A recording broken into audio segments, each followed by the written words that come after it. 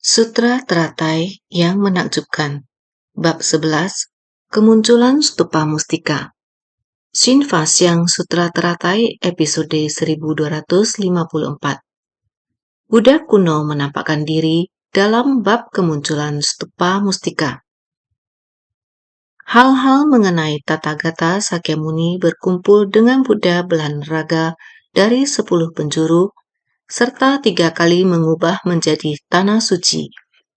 Bukan hanya perihal kemunculan Stupa Mustika, tetapi secara tersendiri menjadikannya sebagai judul dari bab ini. Ketika orang banyak melihat stupa memunculkan kondisi batin yang langka, selanjutnya membuat stupa terbuka. Sebelumnya kita membahas bab Guru Dharma. Sekarang kita telah mulai bab ke-11. Bab Guru Dharma sebelumnya, Buddha menitikberatkan sutra ini. Sutra ini adalah niat awal Buddha. Tujuan datang ke dunia adalah demi membuka dan menunjukkan pengetahuan dan pandangan Buddha kepada para makhluk. Semua ini terkandung di dalam Sutra Teratai. Beberapa hari sebelumnya, terus-menerus menekankan kepada semua orang menegakkan Sutra Teratai. Meskipun hanya satu kalimat atau sebait syair, batin kita timbul sukacita, menerimanya dengan tulus, maka akan diselimuti oleh jubah Buddha Sakyamuni. Seharusnya semua orang masih mengingat tentang itu. Selain itu, di mana ada sutra ini, maka di sana ada keseluruhan tubuh Buddha. Ini adalah Dharmakaya Buddha.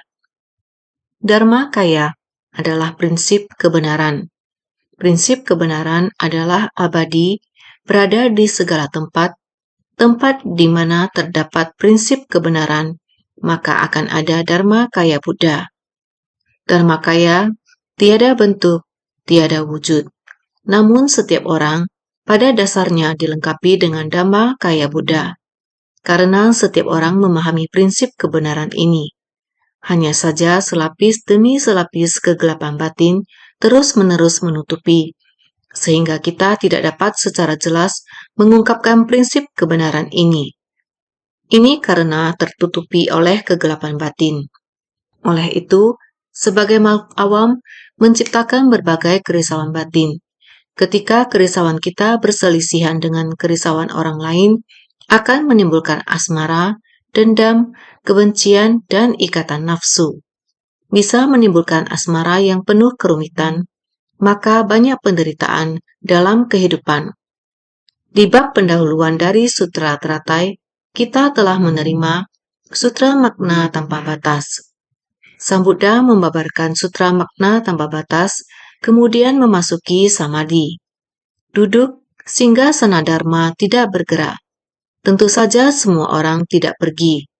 Dari situ kita sudah tahu bahwa Sutra Makna Tanpa Batas sebelumnya adalah sangat mendalam, benar-benar sangat mendalam. Semua orang telah mendengarkan, namun Dharma yang sangat mendalam, yang halus dan menakjubkannya ada di mana? Sang Buddha selesai membabarkan, beliau hanya duduk diam. Ini menunjukkan bahwa selanjutnya Dharma yang halus dan menakjubkan yang sangat mendalam ada di belakang.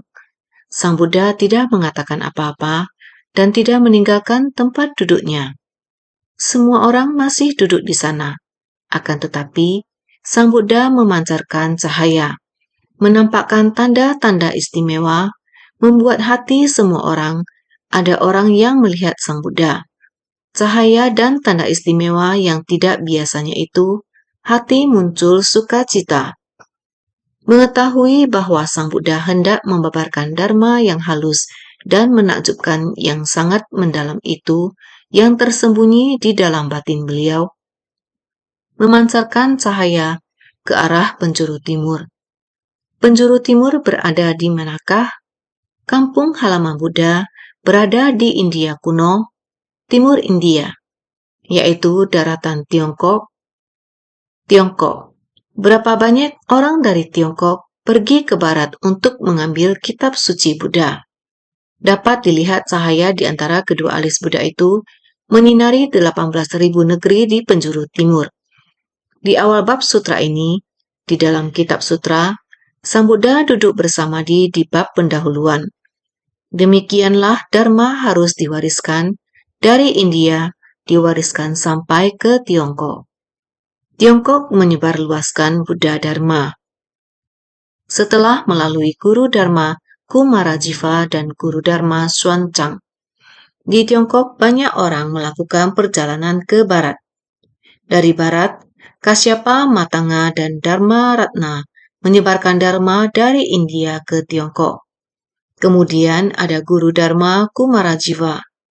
Sutra yang sekarang kita bahas adalah Guru Dharma Kumarajiva yang membawa dan menerjemahkan kitab Sutra Kendaraan Besar yang dia terjemahkan sendiri.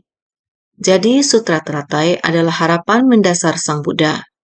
Itu berasal dari niat pikiran pertama setelah mencapai kebudaan. Sungguh menakjubkan, sungguh menakjubkan. Semua makhluk di bumi ini memiliki sifat dari kebijaksanaannya tata gata.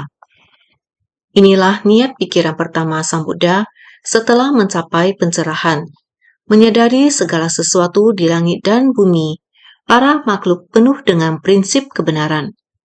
Setiap orang memiliki sifat hakiki tatata, sifat hakiki kebudaan.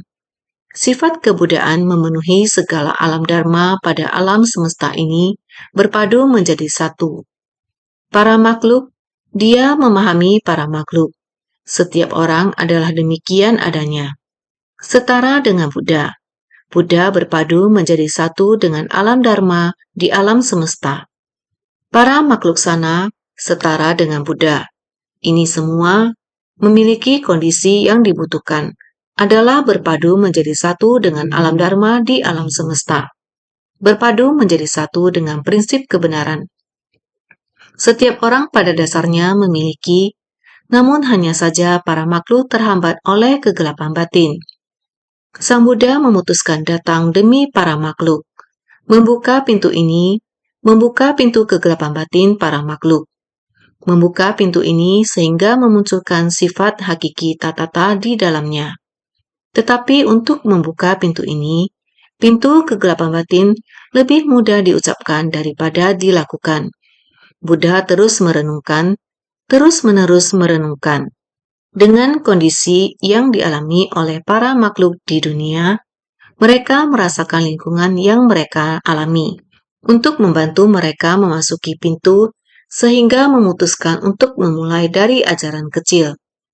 Maka kelompok pertama para makhluk yang dibimbing adalah yang mengikuti beliau menjadi praktisi monastik, para senior di istana. Juga bisa dikatakan adalah para sesepuh di istana.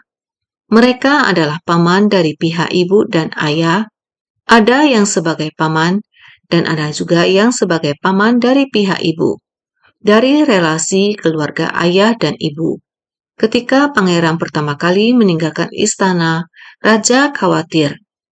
Dia mengutus para relasi kerajaan yang dekat untuk keluar mencari, berharap melalui hubungan keluarga dapat memanggil kembali pangeran pulang ke istana. Tetap masih tidak bisa mempengaruhi pangeran. Niat pangeran untuk menemukan prinsip kebenaran para makhluk. Penderitaan para makhluk di dunia sangat banyak. Meskipun lahir di dalam istana, menjalani kehidupan yang bahagia dan makmur, banyak orang yang melayani dia. Kehidupan seperti ini, tetapi yang dia lihat adalah penderitaan orang-orang. Para budak dan rakyat yang tidak diperdulikan, kehidupan mereka sangatlah sulit. Ditambah lagi banyak masalah kontradiksi di kehidupan manusia. Kelahiran, tua, sakit, dan kematian. Hukum alam yang dengan segala sesuatu yang muncul dan lenyap. Pangeran, pemikiran dan pandangannya, kelahirannya saja sudah berbeda dengan anak-anak pada umumnya. Proses pertumbuhan, pemikiran juga berbeda. Kita makhluk awam, kesadaran ke-6, ke-7, dan ke-8, semuanya berada dalam kesadaran karma. Melihat keluar di 5 akar, yakni mata, telinga, hidung, lidah, tubuh. bersentuhan dengan 5 objek indera di luar. 5 akar kesadaran bersentuhan dengan 5 objek indera. Kondisi luar adalah seperti apa? Niat pikiran yang muncul dalam batin, keserakahan, kebencian, kebodohan, keangkuhan, keraguan. Semuanya berada pada 5 akar indera berpadu dengan 5 objek indera. Di dalam batinnya muncul kesadaran, sehingga ada kesadaran pikiran. 5 akar dengan demikian mengkondisikan kondisi luar. Kesadaran pikiran menerimanya. Kesadaran keenam melihatnya. Sangat cantik. Saya menginginkannya. Yang telah direnungkan, ketenaran, keuntungan, kedudukan. Saya serakah, saya ingin. Merenungkan dan melakukan. Kemudian akar keenam menciptakan karma di luar. Ini adalah di kesadaran 5, 6, dan 7. Kekuatan karma yang telah diciptakan ini dirangkum pada akhirnya di kesadaran ke-8, membiarkan kesadaran ke-8 ini seperti ini dibawa ke sana kemari. Tiada sesuatu pun yang terbawa pergi sewaktu mati, hanya karma yang menyertai. Membawanya ke kehidupan ini, di kehidupan ini sama. Kesadaran ke-5, 5 akar dan objek indera merasa dan bersentuhan. Kesadaran ke-6 tetap sama tamak akan cinta. Niat pikiran yang muncul dalam batin, merenungkan dan melakukan. Dikembalikan lagi ke kesadaran ke-8. Menambah lagi kerisauan, kegelapan batin dan karma buruk. Tumpang tindih dan bukan diri sendiri yang bisa mengontrolnya. Terus yaitu mengikuti kesadaran karma ini, jadi dari kehidupan ke kehidupan di dunia, mengikuti kondisi luar untuk berputar, melanjutkan kondisi luar untuk melakukannya, mengikuti kondisi luar untuk berpikir dan bertindak. Inilah makhluk awam. Tetapi bagaimana dengan Pangeran Siddhartha? Beliau berbeda sejak lahir. Dalam pemikirannya, beliau mengambil hal-hal yang dia rasakan. Ketika beliau bersentuhan dengan kondisi di luar, disimpan ke dalam hatinya. Beliau tidak tahan dengan penderitaan makhluk hidup di dunia. Karena hal ini, beliau berpikir bagaimana cara dia dapat membantu yang lain. Dari masa kecil sampai dewasa, semakin dia mengerti, semakin dia menyadari penderitaan di dunia. Kontradiktif serta misteri yang tidak terpecahkan. Di dunia ini, bagaimana mungkin dia bisa membuka hukum alam dan misteri besarnya? Bagaimana dia bisa membantu umat manusia menyadari bahwa semua orang pada dasarnya setara? Pemisahan 4 kasta, sedemikian rupa sehingga yang kaya tetap kaya, sementara kasta paria yang menderita dalam kemiskinan dari generasi ke generasi, mereka tetap kasta paria. Ketika membahas struktur kasta yang tidak setara ini, jika dia menjadi raja dan naik tahta, akankah ada cara untuk mengubahnya? Itu tidak mungkin. Pada era Buddha, di India kuno telah ada banyak kerajaan kecil. Setiap kota adalah kerajaan, jadi ada banyak kerajaan kecil. Kapilavastu adalah salah satunya. Kerajaan kecil pada era India kuno. Kerajaan yang sangat kecil. Jadi ada berapa banyak orang yang bisa dipengaruhinya? Bagaimana beliau bisa menghapuskan sistem kasta? Hal-hal duniawi ini sulit untuk diubah. Hanya dengan menggunakan prinsip kebenaran, dengan memahami hukum alam, dengan membimbing agar semua orang memahami prinsip kebenaran dengan menyeluruh, dimulai dari metode yang paling mendasar, dari kesetaraan, beliau baru bisa mengubahnya. Dengan mengubah pikiran manusia dan cara mereka berpikir, sistem kasta akan dengan sendirinya berubah. Ini adalah pemikiran Buddha ketika masih sebagai pangeran. Jadi beliau tidak mengharapkan kenyamanan, tidak mengharapkan hidup dalam kedamaian. Di antara kekayaan yang berlimpah dan dilayani begitu banyak orang, jadi beliau hendak keluar dan merasakan hukum alam, Beliau ingin memahami begitu banyak agama, 96 macam agama, untuk memahami apa yang sebenarnya mereka ajarkan. Jadi beliau meninggalkan istana untuk pergi mencari prinsip kebenaran. Dengan tubuhnya, beliau merasakan prinsip kebenaran dari alam dan kehidupan. Beliau juga mencari dalam jangka waktu beberapa tahun sudah mendatangi banyak Brahmana. Masing-masing menjelaskan tentang ajaran mereka sendiri. 96 jenis ajaran ini masing-masing mempunyai prinsip kebenaran yang berbeda. Praktik yang dilatih banyak yang tidak sesuai dengan sifat manusia, sehingga beliau pergi mencari sebuah jalan lain yang benar-benar alami dan dapat dikaitkan dengan sifat alami manusia, serta prinsip kebenaran, sebuah jalan yang demikian. Maka beliau memutuskan untuk menenangkan diri dan merenungkan dengan serius, melatih praktik keras. Demikianlah proses pelatihan yang dilakukannya. Walaupun dari generasi pamannya, dari pihak ibu, dari generasi pamannya, dari pihak ayah, dan anggota keluarga raja yang lebih tua darinya, semua datang untuk membujuk dia untuk pulang ke istana. Tekad batinnya kokoh untuk tetap mencari jalannya sendiri. Terus maju ke depan, sekarang sudah mencapai kebudaan. Dengan mencapai kebudaan, beliau sudah memahami siapa yang harus dia selamatkan. Kelima orang ini yang akan dia bimbing. Murid kelompok pertama, tentu Sang Buddha yang telah mendapat pencerahan dan kesadaran. Buddha memiliki kemampuan. Sang Buddha yang telah mendapat pencerahan dan kesadaran. Buddha memiliki kemampuan untuk mengetahui kehidupan lampau, memahami tentang sebab dan kondisi masa lalu. Yang harus diselamatkan adalah 5 orang ini, di mana mereka ini adalah murid kelompok pertama. Kita pernah mengatakan bahwa dalam kitab Jataka Sutra, Buddha berikrar, terhadap tubuh saya, jika kalian dapat menghimbau banyak orang untuk mengambil daging dari tubuh aku untuk mempertahankan hidup mereka, ini adalah ikrar agung yang dibuat oleh ketika itu dia adalah seorang raja. Tidak tega rakyatnya menderita kelaparan, telah terjadi kelaparan karena kekeringan sehingga gagal panen. Tidak tega sehingga dia menjelma menjadi ikan besar. Demikianlah kelima orang ini. Yang pertama melihat ikan ini seperti berkata kepada mereka, "Saya ingin melatih diri. Jika kalian bisa memberitahukan kepada orang kampung agar datang mengambil daging aku untuk mempertahankan hidup mereka, sehingga ikrar aku untuk menyelesaikan praktik pelatihan diri dapat tercapai. Jika demikian, setelah aku mencapai kebudaan kelak, kalian berlima adalah orang dari kelompok pertama yang akan saya bimbing.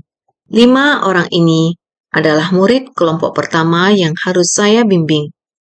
Oleh karena itu, baru dari 4 kebenaran mulia. Meskipun dikatakan ini adalah ajaran kendaraan kecil untuk memasuki ajaran kendaraan kecil pintu Buddha, namun menghadapi anggota keluarga raja. Keluarga raja adalah kerabat dari pihak ayah, kerabat negara adalah kerabat dari pihak ibu. Ini semuanya adalah para bangsawan. Biasanya, semuanya adalah orang yang menikmati kemewahan. Harus memberitahukan kepada mereka tentang penderitaan. Mereka tidak pernah merasakan penderitaan. Hanya saja selama beberapa waktu mengikuti pangeran dalam melatih diri, selama beberapa waktu itu mereka merasakan penderitaan. Namun mereka tidak mengerti kesulitan dan penderitaan orang banyak, karena mereka tidak pernah mau untuk menghayatinya. Oleh karena itu, untuk memberitahu tentang penderitaan, mereka tidak akan menghayatinya, memahaminya dengan mendalam. Oleh karena itu, untuk membabarkan satu hal tentang penderitaan, harus 3 kali pemutaran roda dharma. 12 aspek dalam 3 pemutaran roda dharma. 3 kali memutar roda dharma dari 4 kebenaran mulia.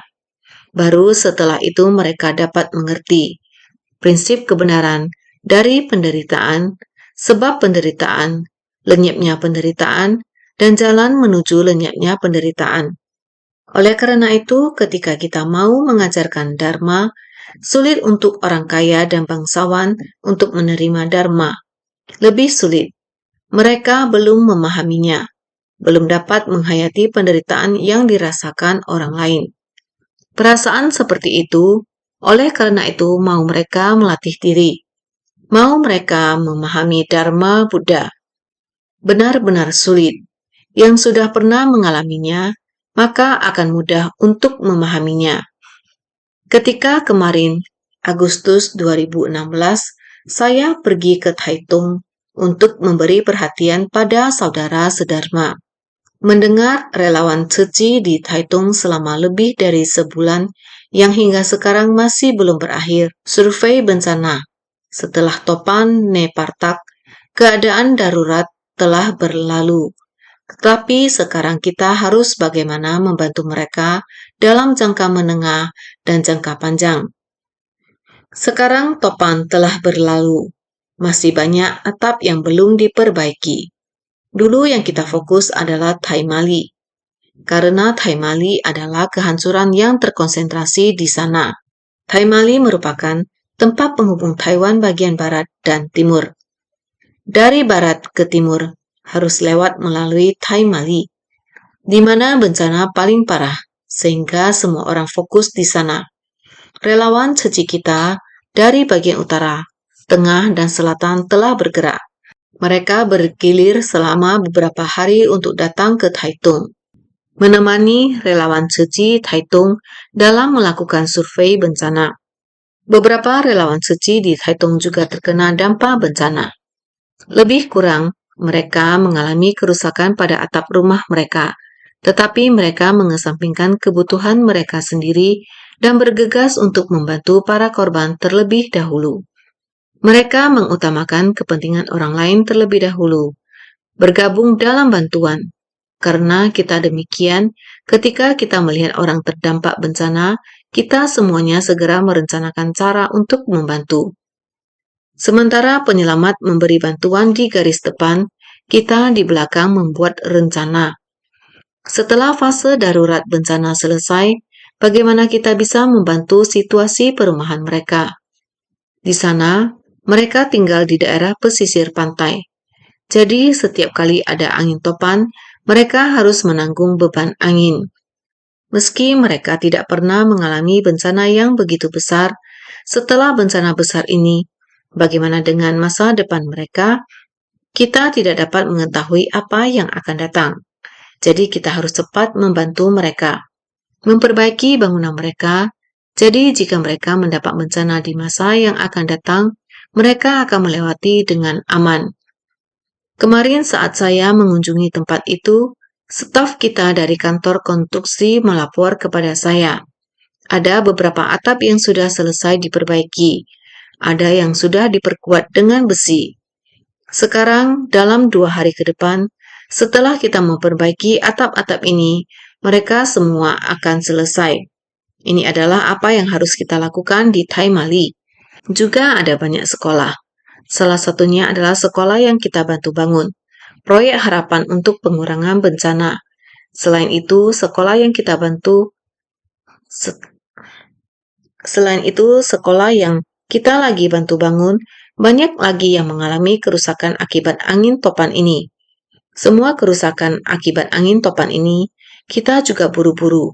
Pengajuan yang harus menunggu persetujuan pemerintah dan alokasi dana. Sangat sulit. Lebih baik kita segera untuk memperbaikinya. Dan kali ini bisa selesai pada waktunya, agar anak-anak dapat belajar setelah liburan musim panas. Setelah mendengarnya merasa tenang. Namun, yang saya dengar lagi adalah kota Praja Peinan dan wilayah pesisir juga banyak terpengaruh oleh banyak keluarga yang menerima bantuan kita juga memiliki banyak bangunan liar. Dulu mereka tinggal seperti begini. Kerusakan sekarang ini tidak dapat diperbaiki dan juga tidak mempunyai uang untuk memperbaiki. Apa yang harus dilakukan dengan ini? Masalah masih banyak. Masih harus terus melakukan evaluasi. Masih banyak ratusan rumah harus dilanjutkan. Kita insan suci masih dalam proses memberi perhatian juga mendengar. Beberapa orang tua tinggal sendirian pada saat bencana sekarang ini.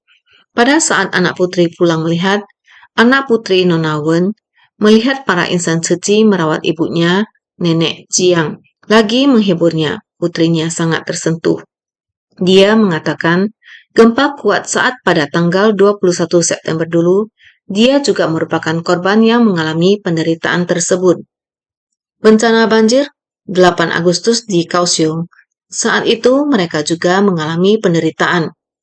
Bagaimana dengan sekarang? Pada tahun 2016 ini, pada tanggal 8 Juli, yaitu angin topan Neparta pada bulan 7. Dia juga merupakan orang yang terkena dampak bencana di sana. Sekarang tahun 2016, bencana tanggal 7 bulan 8, dia mengatakan, selama banjir pada tanggal 8 Agustus di Kaohsiung 2009, pada saat itu mereka juga terkena dampak bencana. Setiap kali bencana, siapa yang bisa datang menolong kami? Yang selalu nampak adalah orang suci. Dia mengatakan, selalu menyimpannya di dalam hati. Kali ini ibunya hidup sendiri, rumah ibunya adalah seperti ini. Tetap orang suci, maka dia sangat terharu. Ini beneran ada hal sedemikian. Benar-benar membuat kita juga merasakannya. Bagaimana kehidupan seperti begini? Bencana yang begitu besar, semua juga telah berlalu begitu. Semua ada ketemu. Ini benar-benar bahwa kekuatan karma tidak bisa diubah. Ada juga kepala desa Xianglan di Taimali. Dia juga terkena bencana. Tapi demi para korban bencana, dia terus-menerus berhubungan dekat dengan kita. Dia menemani kami untuk segera pergi mengunjungi dan memberikan informasi tentang keadaan korban bencana dan sebagainya. Dia berkata, meskipun rumah saya juga sangat parah, namun tidak masalah bagi saya. Penduduk desa saya ini lebih penting. Ini juga membuat kita sangat tersentuh. Juga ada seorang yang hidup dalam delusi. Relawan suci merubah dirinya. Sekarang, sudah berhenti minum minuman alkohol, mengubah segala kebiasaan buruknya di masa lalu.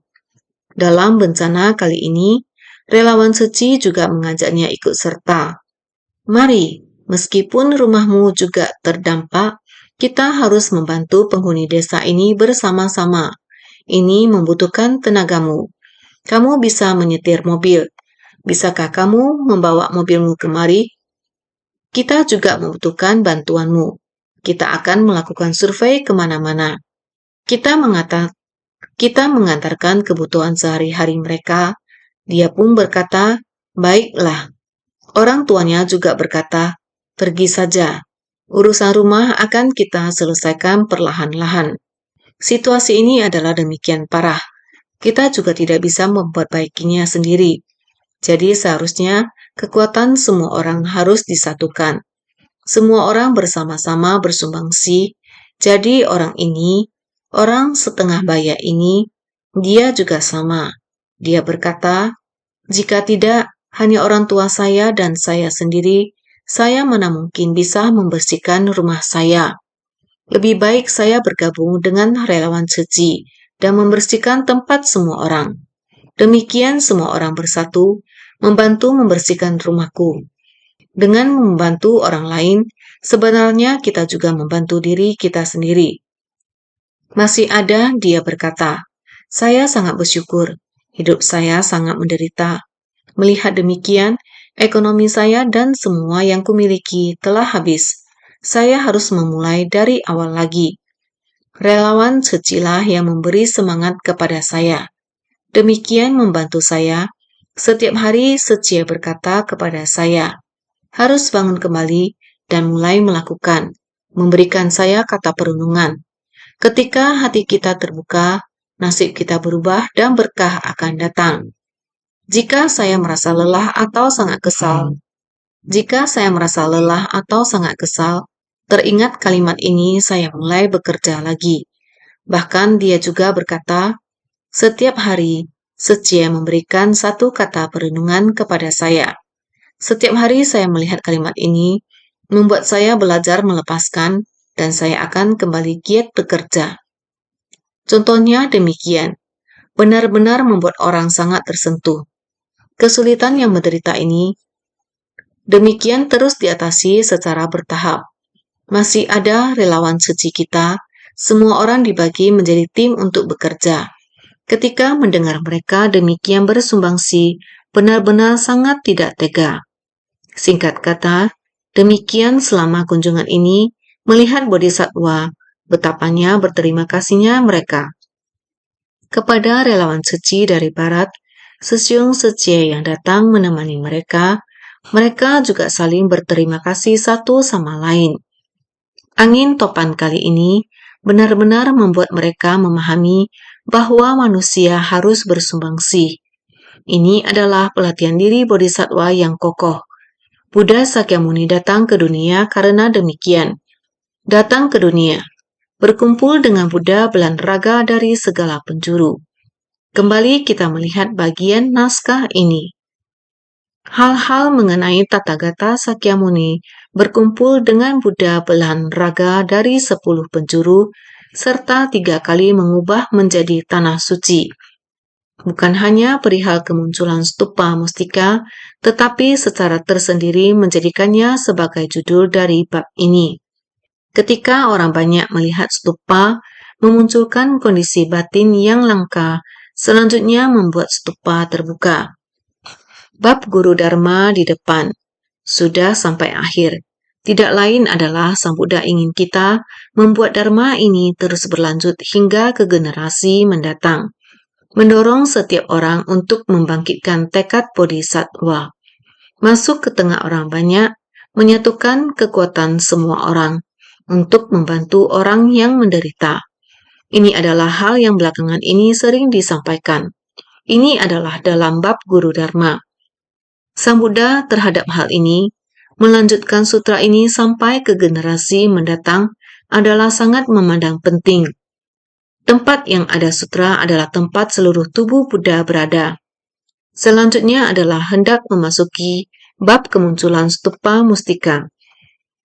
Jadi pada awalnya, Buddha Sakyamuni berkumpul dengan Buddha belahan raga dari segala penjuru, serta 3 kali mengubah menjadi tanah suci.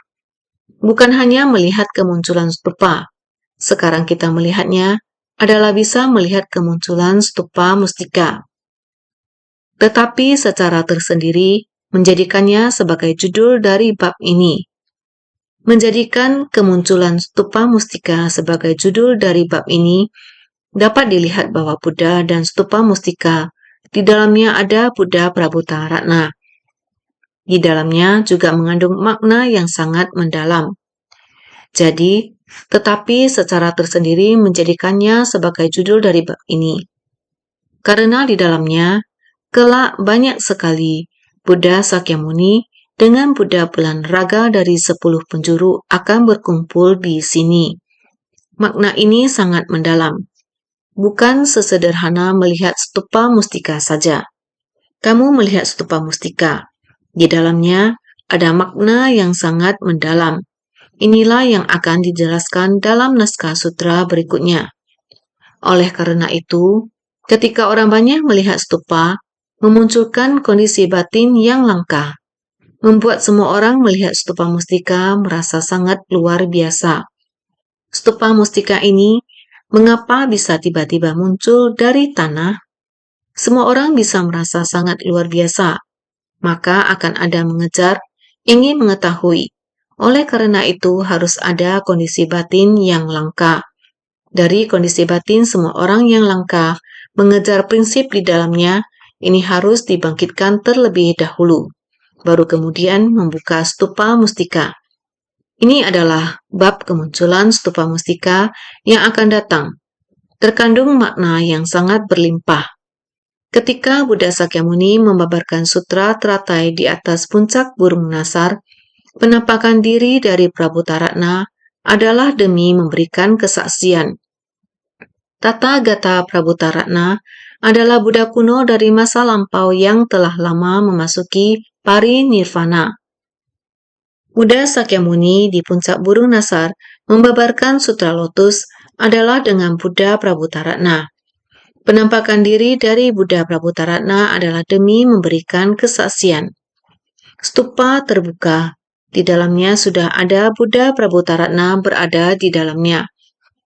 Sang Buddha lalu masuk ke stupa dan duduk bersama Buddha Prabhutaratna. Ini adalah dharma yang akan dibabarkan pada masa mendatang.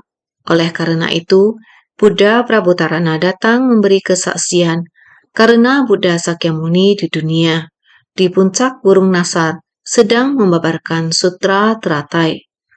Oleh karena itu, Buddha Prabhutaratna datang memberi kesaksian Tathagata Prabhutaratna adalah Buddha masa lampau.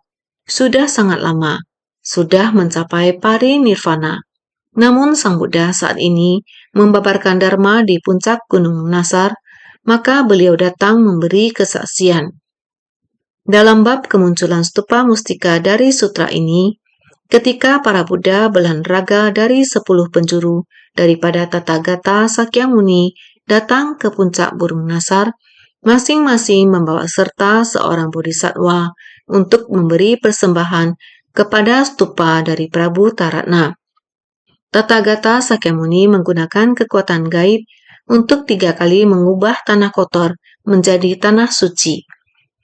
Oleh karena itu, naskah sutra ini, bab kemunculan stupa mustika adalah Tathagata Sakyamuni dengan belahan raga dari segala penjuru. Semua yang mengikuti belahan raga Buddha Sakyamuni dari segala penjuru, para bodhisattva yang datang, setiap Buddha dengan jelmaan tubuh, masing-masing ada seorang bodhisattva yang datang mengikutinya, demi untuk memberi persembahan kepada stupa mustika. Belahan raga Buddha 10 penjuru dan para bodhisattva datang memberi persembahan kepada stupa mustika, juga datang ke puncak burung Nasar. Melihat demikian, terus 10 penjuru seluruh belahan raga para Buddha dan bodhisattva datang. Tathagata Sakyamuni menggunakan kekuatan gaib. Kekuatan gaib 3 kali mengubah tanah kotor menjadi tanah suci. 3 kali kita di dunia saha adalah tanah kotor, membuatnya menjadi tanah suci. Pertama kalinya mengubah dunia saha, kedua kalinya menjelmakan 200 triliun nayuta negeri. Selanjutnya mengubah 200 triliun nayuta negeri menjadi alam suci. Dari sini disebut 3 kali mengubah menjadi tanah suci. Ini menunjukkan bab kemunculan stupa mustika. Makna yang begitu berlimpah, mengapa Buddha Sakyamuni dalam bab Guru Dharma menyampaikan adanya sutra ini. Orang yang menegakkan sutra, tempat adanya sutra ini, di tempat tersebut ada tubuh Buddha. Sebelumnya, pada bab Guru Dharma, kita juga telah menyampaikan.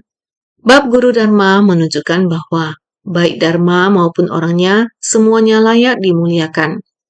Bab kemunculan stupa mustika ini membicarakan kalau dimanapun sutra ini dibabarkan, Tathagata Prabhutaratna pasti datang dan menampakkan diri untuk mendengarkan sutra. Sehingga bab Guru Dharma, baik Dharma maupun orangnya, semuanya layak dimuliakan. Kita harus menghormati ajaran ini. Ini ada pada bab Guru Dharma. Kita harus menghormati pengajaran sempurna, ajaran besar kendaraan tunggal. Kita harus menghormati orang yang menegakkan sutra. Kita juga harus menghormati, ini ada pada bab Guru Dharma. Bab kemunculan stupa mustika ini membicarakan kalau dimanapun sutra ini dibabarkan.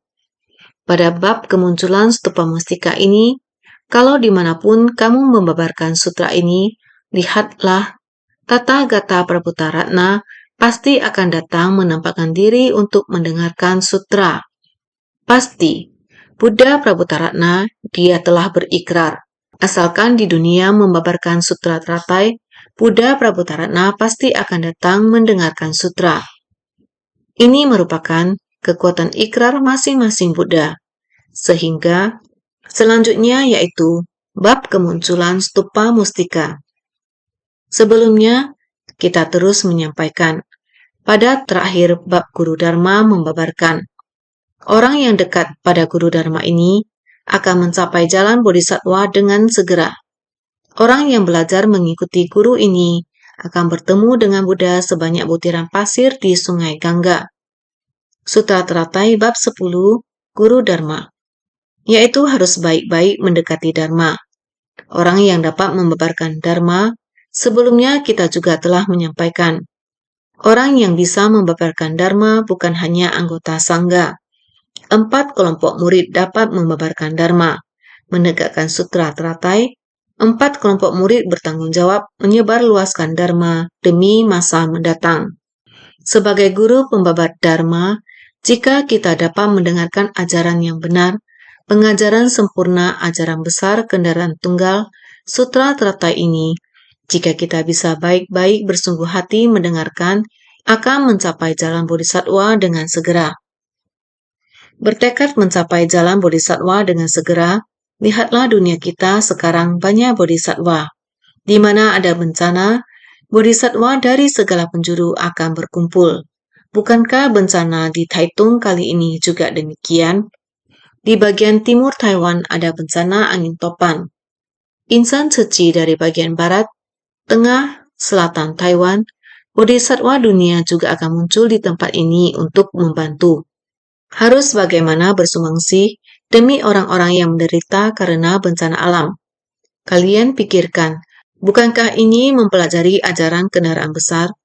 Akan bertemu dengan Buddha sebanyak butiran pasir di Sungai Gangga. Setiap orang memiliki hati Buddha. Dengan menjadikan hati Buddha sebagai hati sendiri, setiap orang memiliki sifat hakiki Tathagata.